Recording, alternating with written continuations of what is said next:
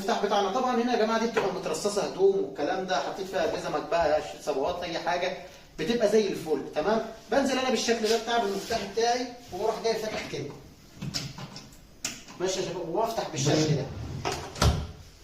تلاقي ضرفه اتفتحت قدامكم اهي بالشكل ده يا شباب، زي ما انتم شايفين الضرفه قدامك مفتوحه اهي. في جوه رفين يا جماعه، حط اللي نفسك فيه كله جوه. مش عارف اذا كانت واضحه معاكم ولا لا. تمام. هاخد الموبايل دلوقتي وننزل انا وانتوا تحت عشان اوريكم بالتفاصيل كل حاجه. خليكم معايا ما تروحوش اي.